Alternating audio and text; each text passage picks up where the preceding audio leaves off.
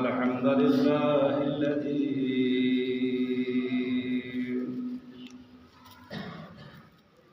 لم يزل عالما قديرا حيا قيوما سميعا بصيرا واشهد ان لا اله الا الله وحده لا شريك له وكبره تكبيرا وأشهد أن سيدنا وحبيبنا ومولانا محمدا عبده ورسوله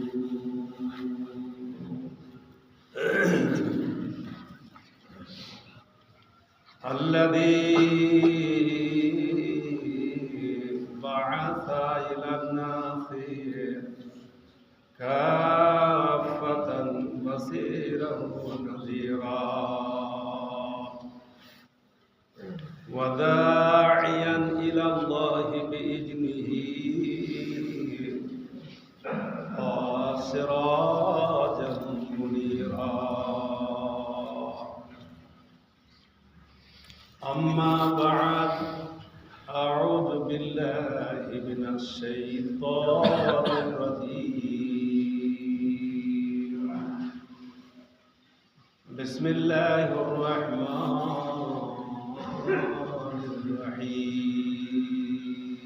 الرحيم ومن أحسن قولا ممن دعا إلى الله وعمل صالحا وقال إنني من المسلمين ولا تستوي الحسنة ولا السيئة ادفع بالتي هي أحسن فإذا الذي بينك وبينه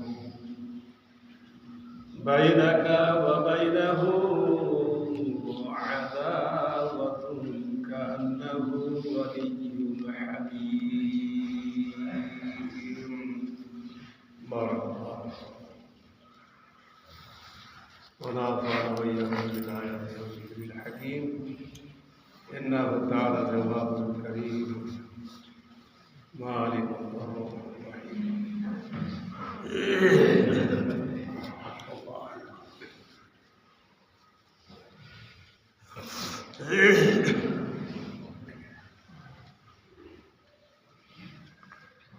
إن الحمد لله وكفى والسلام على عباده الذين اصطفى أما بعد أعوذ بالله من الشيطان الرجيم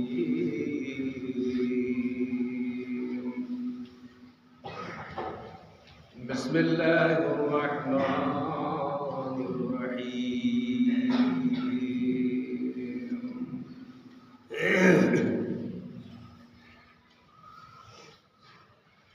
ألهاكم التكاثر حتى زرتم المقابر وقال تعالى في كلامه المجيد وفي فرقانه الحميد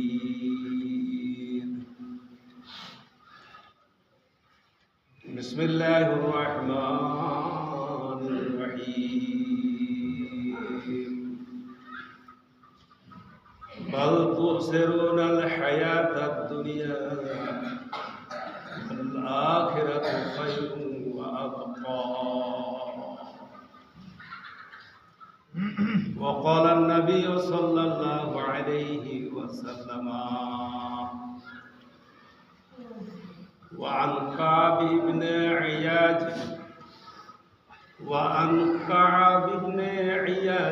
رضي الله تعالى عنه قال سمعت رسول الله صلى الله عليه وسلم يقول ইন্না লিকুল্লি উম্মাতিন ফিতনাতান ওয়া ফিতনাতু উম্মতি আল মা।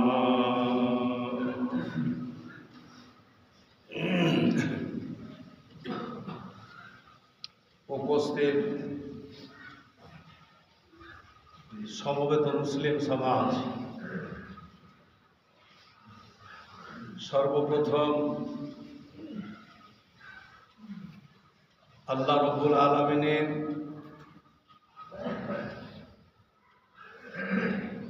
শুকরিয়া জ্ঞাপন করছি। সকলেই বলুন আলহামদুলিল্লাহ। অতঃপর তার প্রিয় নবী হযরত মুহাম্মদুর রাসূলুল্লাহ সাল্লাল্লাহু আলাইহি সাল্লামের প্রতি শত সহস্র দরুদ শান্তির ধারা অবতীর্ণ হোক। আল্লাহুম্মা সাল্লি আলাইহি আল্লাহুম্মা বারিক। আজকে আপনাদের সম্মুখে আল্লাহ রাব্বুল আলামিনের পবিত্র কালাম পাক থেকে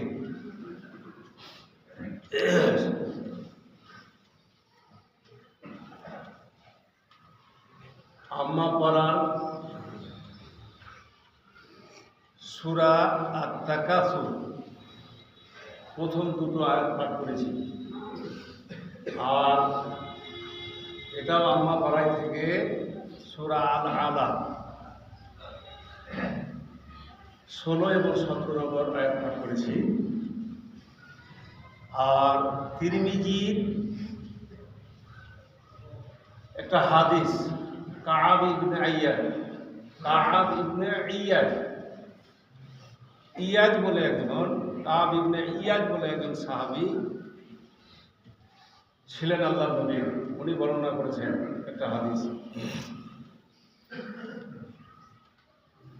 তিরমিজির হাদিস। এই হাদিস খানা আমি বিংশ শতাব্দীর শ্রেষ্ঠ আলেম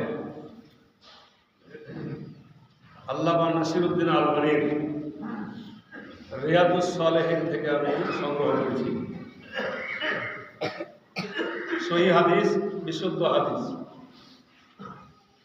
এই আয়াত, কোরআনের আয়াত এবং হাদিস খানাকে সামনে রেখে আজকে কিছু কথা আলোকপাত করবো ইনশাআল্লাহুর রহমান। আল্লাহ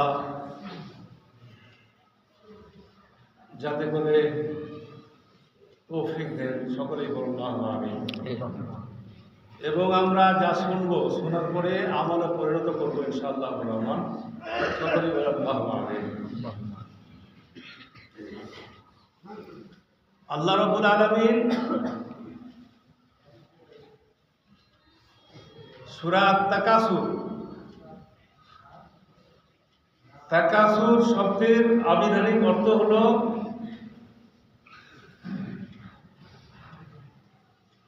প্রাচুর্য, ঐশ্বর্য, প্রাচুর্য।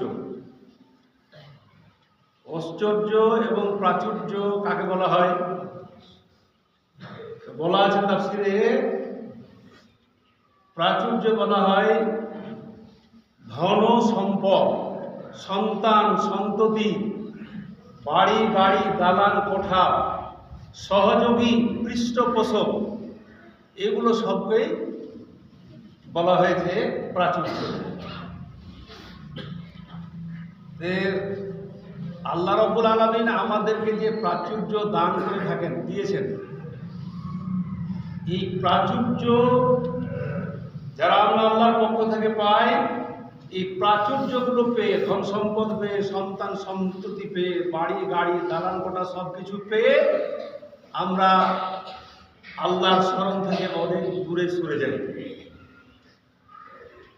তো আল্লাহ পাক বলতে চেয়েছেন,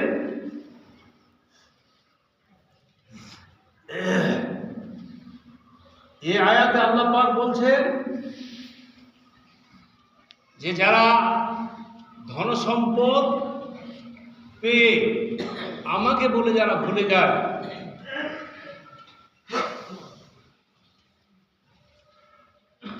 তাদের পরিণাম সম্পর্কে আল্লাহ পাক এখানে এই সূরাটা তুলে ধরেছেন। আল্লাহ পাক বলছেন, আল্লাহাকুমুত তাকাসুরু হাত্তা যুরতুমুল মাকাবির।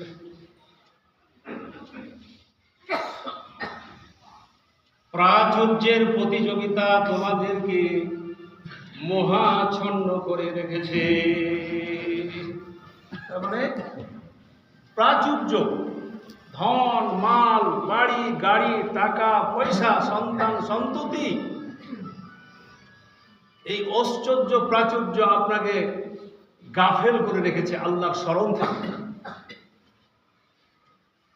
আল্লাহ পাক বলছেন, প্রাচুর্যের প্রতিযোগিতা তোমাকে মোহাচ্ছন্ন করে রেখেছে, তোমাকে গাফেল করে রেখেছে, তোমাকে উদাসীন করে রেখেছে। ধন সম্পদ বেশি হয়ে গেলে কি হয়? আল্লাহকে মনে ভুলে যায়। যেমন ধন সম্পদ, একটাই কথা আপনাকে বলছি, অনেক মানে উদাহরণ দেওয়া যাবে, একটাই কথা আপনাকে বলছি।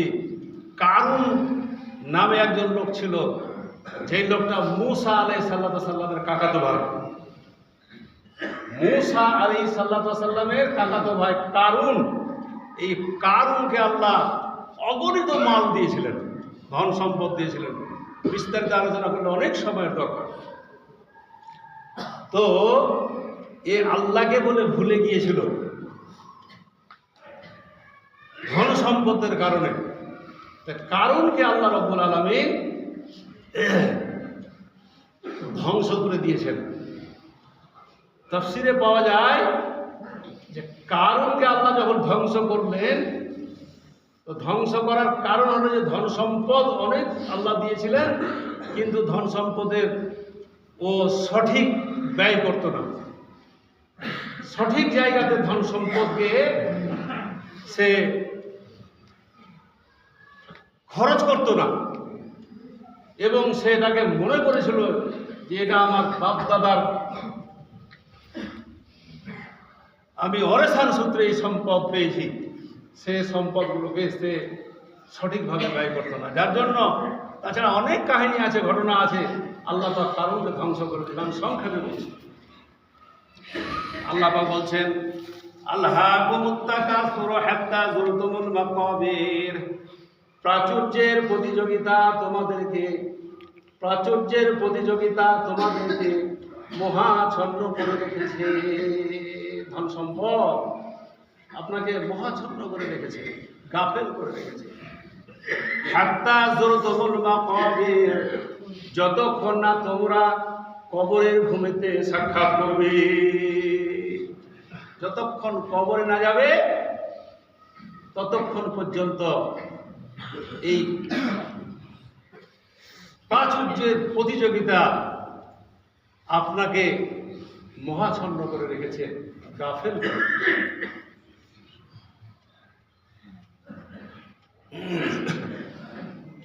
একটু তাফসীরের দিকে যাই।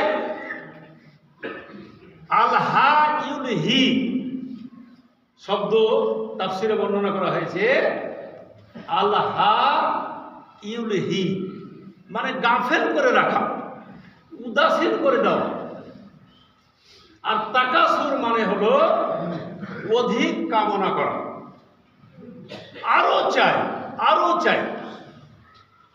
বাড়ি আছে আর একটা বাড়ি করবো, গাড়ি আছে আর একটা গাড়ি করবো, 5 বিঘা সম্পত্তি আছে, 10 বিঘা কি করে হবে? একটা হাদিস করে পড়লো, বুখারীর হাদিস, আল্লাহর নবী বলছেন, লাউ কানা লিইবনে আদামা ওয়া বিন মিন জাহাবিন লাহাবা ইয়াকুন আল্লাহু সানিন। প্রাচুর্যের প্রতিযোগিতা আপনাকে কতটা গাফেল করে রেখেছেন, কতটা গাফেল করে আপনাকে রেখেছে আপনি অনুভব করতে পারেন। প্রাচুর্যের প্রতিযোগিতা, ধন সম্পদ যার হয়, অহংকার অহমিকা বেড়ে যায়, আল্লাহকে বলে স্মরণ বিস্মরণ হয়ে যায়, আল্লাহর সে উপাসনা করে না, আল্লাহকে মানে না, ছেড়ে। বেশি ধন সম্পদ হওয়া ভালো নয়।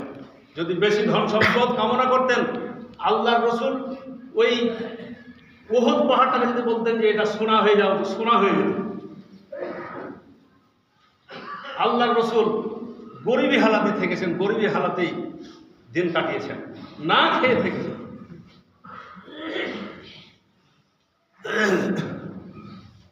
নবী বলছেন আদম সন্তানকে লাউকান ইবনে আদামা ওয়া মিন জাহাবিল্লাহ হাব্বা ইয়াকুনা লাহু সালিম, এই আদমের সন্তানকে যদি একটা সোনা ভরা মাঠ দেওয়া হয়, একবারে আকাশচুম্বী সোনাতে ভর্তি আছে, ও লোকটা বলবে আল্লাহ দ্বিতীয় আর একটা যদি আমি মাঠ পেতাম, সোনার মাঠ পেতাম, তাহলে আমার মনটা ভরে যেত, মনটা আমার শান্তি হতো। বলা হলো, নবী বলছেন যে ওই লোকটাকে যদি দ্বিতীয় একটা সোনা ভরা মাঠ দেওয়া হয়, সে আবার কামনা করবে যে তৃতীয় যদি একটা সোনা ভরা মাঠ পেতাম, তাহলে আমার কলজাটা ঠান্ডা হয়ে যেত। নবী বললেন শেষ কথাটা, ওয়ালা ইয়ামলাউ জাওফ ইবনু আদামা ইল্লা তুরাব, ওয়ালা ইয়ামলাউ জাওফ ইবনু আদামা ইল্লা তুরাব, এই আদম সন্তানের পেট ভরবে না যতক্ষণ না সে কবরের ভূমিতে যাবে। পেট ভরবে না। আপনাকে এই প্রাচুর্যের প্রতিযোগিতা আপনাকে মহাচ্ছন্ন করে রেখেছে, আপনাকে একদম গাফেল করে রেখেছে, আল্লাহর স্মরণ থেকে আপনাকে দূরে সরে গেছেন। আপনি সূরা আল-আলাতে বলেছেন বাল তুসিরুনাল হায়াতাদ দুনিয়া ওয়াল আখিরাতু খায়রুন ওয়া আবকা, বাল তুসিরুনাল হায়াতাদ দুনিয়া। আল্লাহ বলতে চাইলেন তোমরা এই পার্থিব জগৎটাকে, এই পার্থিব দুনিয়াটাকে, এই পার্থিব জীবনটাকে অগ্রাধিকার দিয়েছো, এই দুনিয়ার জীবনটাকে তোমরা অগ্রাধিকার দিয়েছো, অথচ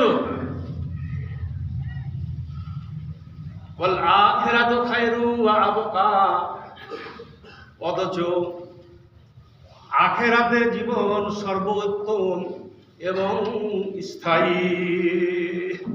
আখিরাতের জীবনটা হচ্ছে সর্বোত্তম জীবন, স্থায়ী জীবন। এটা হচ্ছে ক্ষণিকের জীবন, দুনিয়া ক্ষণিকের জীবন। এ দুনিয়ার এত প্রাধান্য দেওয়া আমাদের উচিত নয়, যেহেতু এই দুনিয়া হচ্ছে ক্ষণিকের বস্তু। এই দুনিয়া থেকে ছেড়ে চলে যেতে হবে অনন্তকালের জন্য, আরেকটা দুনিয়া আছে সেখানে, আল্লাহ পাকের ঘর। আমরা শুধু দুনিয়াতে মাল মাল আর ধন ধন আর ঐশ্বর্য প্রাচুর্য নিয়েই আমরা মেতে আছি। আপনি জানেন কাব ইবনে ইয়াদ একজন সাহাবী, তিনি বর্ণনা করছেন ক্বালা সামি'তু রাসূলুল্লাহ সাল্লাল্লাহু আলাইহি ওয়াসাল্লাম। কাব ইবনে ইয়াদ তিনি বর্ণনা করছেন, বলছেন আমি আল্লাহর রাসূলকে ক্বালা সামি'তু রাসূলুল্লাহ সাল্লাল্লাহু আলাইহি ওয়াসাল্লাম, আমি আল্লাহর নবীকে বলতে শুনেছি, আল্লাহর নবীকে আমি বলতে শুনেছি। কি শুনেছি?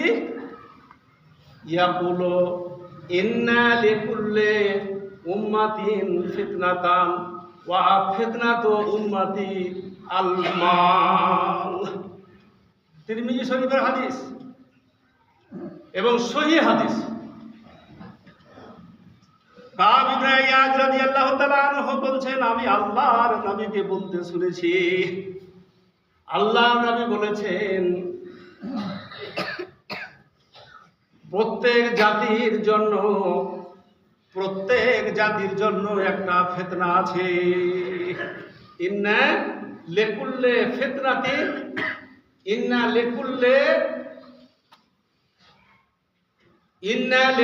ফিতনাতিন, ইন্না লিকুল্লি উম্মাতিন ফিতনাতান, লিকুল্লি উম্মাতিন ফিতনাতান।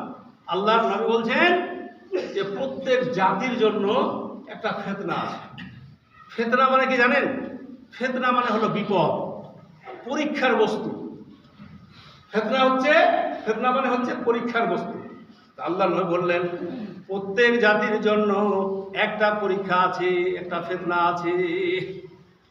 ওয়া ফিতনা তো উম্মতি আল মাল, আর আমার উম্মতের জন্য ফিতনা হলো ধন সম্পদ, তার ঐশ্বর্য, তার প্রাচুর্য, তার জমি জায়গা বাড়ি গাড়ি দালান কোঠা, এই যে ঐশ্বর্য প্রাচুর্য, এগুলো আমার উম্মতের জন্য হচ্ছে পরীক্ষার বস্তু।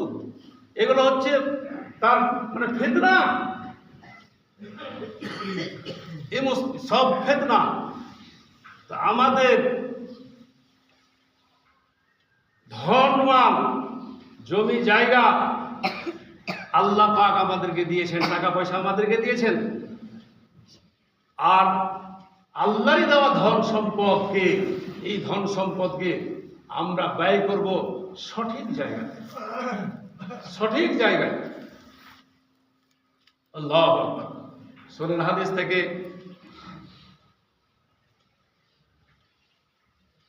দুনিয়াটা কত নিকৃষ্ট, এই নিকৃষ্ট দুনিয়া সম্পর্কে আল্লাহর নবী একদিন এক বাজারের নিকট দিয়ে, এক শহরের উপর দিয়ে পথ অতিক্রম করে যাচ্ছেন। ডান দিকে সাহাবী, বাম দিকে সাহাবী, সাহাবায়ে কেরামগণ আছেন। পথিমধ্যে দেখলেন একটা মরা ছাগলের বাচ্চা, মরা ছাগলের বাচ্চা, একটা ছাগলের বাচ্চা মরে পড়ে আছে, বাচ্চাটার কান কাটা। হাদিসে এসেছে যে মরা ছাগলের বাচ্চাটা পড়ে আছে। শুনেন এই হাদিসে কি বলছে আল্লাহ রাসূল। তো মরা একটা ছাগলের বাচ্চা পড়ে আছে, তা আল্লাহর নবী সাহাবীদেরকে বললেন, ওরে আমার সাহাবীরা তোমরা শোনো, ওরে আমার সাহাবীরা, ডানে সাহাবী বামের দিকে সাহাবী, আল্লাহ রসুল পথ অতিক্রম করে যাচ্ছেন আর ঘোষণা দিচ্ছেন, ওরে আমার সাহাবীরা, এই মরা ছাগলের বাচ্চাটা কি তোমরা 1 দিরহামে কেউ কিনতে রাজি আছো? 1 দিরহামে, 1 টাকাতে কেউ নিবে তোমরা এই মরা ছাগলের বাচ্চাটা? সাহাবীরা বললেন, নবী এটা তো মরা, তাতে কান কাটা, এটা নিয়ে কি উপকার হবে আমাদের, কেন নেব আমরা এটা? সাহাবীরা উত্তর দিলেন এই কথা। নবী করিম সাল্লাল্লাহু আলাইহি সাল্লাম দ্বিতীয়বার ঘোষণা দিলেন, ওরে আমার সাহাবীরা তোমরা শোনো, এই মরা ছাগলের বাচ্চাটা তোমরা কি বিনামূল্যে কেউ ক্রয়, বিনামূল্যে কেউ নিতে চাও? বিনামূল্যে কেউ এই বাচ্চাটা তোমরা নেবে, মরা ছাগলের বাচ্চাটা? সাহাবীরা আবার বললেন, না হুজুর, এই মরা ছাগলের বাচ্চাটা আমরা কেন নেব, এতে এমন কি উপকার আছে? এটা তো তুচ্ছ, এটা তো নিকৃষ্ট মরা, এই মরাতে আমাদের কি উপকার হবে না, আমরা নিতে রাজি নই, আমরা নেব না। আল্লাহর নবী বললেন, আমি আল্লাহর কসম করে বলছি, ওরে আমার সাহাবীরা তোমরা শোনো, তোমাদের কাছে যেমন এই মরা ছাগলের বাচ্চাটা, কান কাটা মরা ছাগলের বাচ্চাটা যেমন তোমাদের কাছে তুচ্ছ নিকৃষ্ট, অনুরূপভাবে আল্লাহ রব্বুল আলামিনের নিকট এই দুনিয়াটা তার চাইতে অধিক নিকৃষ্ট। আল্লাহর কাছে এই দুনিয়াটা অধিক নিকৃষ্ট। আমি আয়াত পাঠ করেছিলাম, বাল তুসিরুনাল হায়াতাদ দুনিয়া, আমরা এই দুনিয়ার জীবনকে অগ্রাধিকার দিয়েছি, অথচ পরকালীন জীবন, আখিরাতের জীবন, এটা হচ্ছে সর্বোত্তম জীবন এবং স্থায়ী জীবন। এই স্থায়ী জীবনকে বলে আমরা এই দুনিয়ার জীবনকে অগ্রাধিকার দিয়েছি। আল্লাহ, আর 2 মিনিট সময় আছে। আল্লাহ পাকের নবী জৈনিক সাহাবীকে একটা উপদেশ দিতে গিয়ে তিনি বলেছেন, 5টি বস্তুর পূর্বে তোমরা মহামূল্যবান বলে মনে করবে। 5টি লে রাজুলিন ওয়াহিয়া ইদ্দানিম খামসা, হাদিসে এসেছে আল্লাহ নবী একজন সাহাবীকে উপদেশ দিচ্ছেন এবং বলছেন যে পাঁচটি বস্তুর পূর্বে তুমি মহামূল্যবান মনে করবে। 1 নম্বর আল্লাহ নবী বললেন সাবাবাকা কাবলা হারামিকা, বার্ধক্য আসার পূর্বে তোমার যৌবন কালকে মহামূল্যবান বলে মনে করবে। এখন বুড়া অবস্থা, আর চলতে পারি না, পায়ে পায়ে কাঁপ লেগে গেছে, হাঁটুতে সিজদা করতে পারি না, কিন্তু যৌবনকালটা আপনাকে ভাবতে হবে যে আমি যৌবনকালে আমার কিরকম ছিল, কি করেছি, আমি যৌবনকালটাকে বরবাদ করেছি কোথায়। আপনি বলছেন সাবাবাকা কাবলা হারামিকা, বার্ধক্য আসার পূর্বে তোমার যৌবনকালকে মহামূল্যবান বলে মনে করবে। 2 নম্বর কথা আল্লাহ নবী বললেন ওয়া সিহাতাকা কাবলা সুকমিকা, অসুস্থ হওয়ার পূর্বে তোমার সুস্থতাকে মহামূল্যবান বলে মনে করবে। এখন রুগ্ন আর চলতে পারি না, কিন্তু যখন সুস্থ ছিল তখন মনে যে আসবারকে মাথায় করে নেবো, যা ইচ্ছা তাই করেছি, আর যত হারামিয়ে পুনার যত যা কিছু করা সব কিছু করেছি। আর যখন শরীর চলে না তখন কঙ্ক করবে, আর হাঁটবে, আর বলছে আমার তার শরীর চলে না, আমি তার সিজদা করতে পারি না, আর নামাজ পড়তে পারি না। আল্লাহ। 3 নম্বর কথা আল্লাহ পাক নয় বললেন ওয়া গিনাকা ক্বাবলা ফাকরিকা, দরিদ্র হওয়ার পূর্বে তোমার সচ্ছলতাকে মহামূল্যবান বলে মনে করবে। আজকে আমি গরিব হয়ে গেছি, কিন্তু 10 দিন আগে আমার 10 বিঘা সম্পত্তি ছিল, মদ খেয়ে আর জুয়া খেলে আর তামাশা করে সব সম্পত্তিকে উড়িয়ে দিয়েছে। উড়াইনি, আমার জামাতি আছে, সব সম্পত্তিকে উড়িয়ে দিয়েছে। আল্লাহ নবী বললেন ওয়া গিনাকা ক্বাবলা ফাকরিকা, দরিদ্র হওয়ার পূর্বে, ফকির হওয়ার পূর্বে তোমার সচ্ছলতাকে মহামূল্যবান বলে মনে করবে। 4 নম্বর কথা আল্লাহ নবী বললেন ওয়া ফারাগাকা ক্বাবলা শুগলিকা, ব্যস্ততা আসার পূর্বে তোমার অবকাশকে মহামূল্যবান বলে মনে করবে। উপদেশ দিচ্ছেন নবী, সাহাবীকে উপদেশ দিচ্ছেন, এটা উপদেশ। শেষ কথাটা আল্লাহ নবী বললেন ওয়া হায়াতাকা ক্বাবলা মাউতিকা, মৃত্যু আসার পূর্বে তোমার জীবন কালকে মহামূল্যবান বলে মনে করবে। মরার পরে আর কিছু যায় না বাবা। ইজা মাতাল ইনসানু ইন কাতা আনহু আমালুহু, মানুষ মরে গেলে তার কবরে আর কিচ্ছু যায় না। যদি 3টা জিনিস করে থাকেন, পুরো একটা হাদিস আছে মুসলিম শরীফে, আর বলার সময় নেই। আল্লাহুম্মা সাল্লি আলা মুহাম্মাদ ওয়া আলা আলি মুহাম্মাদ কামা সাল্লাইতা আলা ইব্রাহিম ওয়া আলা আলি ইব্রাহিম ইন্নাকা হামিদুম মাজিদ। আল্লাহুম্মা বারিক আলা মুহাম্মাদ ওয়া আলা আলি মুহাম্মাদ কামা বারাকতা আলা ইব্রাহিম ওয়া আলা আলি ইব্রাহিম ইন্নাকা হামিদুম মাজিদ। সাল্লাল্লাহু তাআলা আলা খাইরি খালকিহি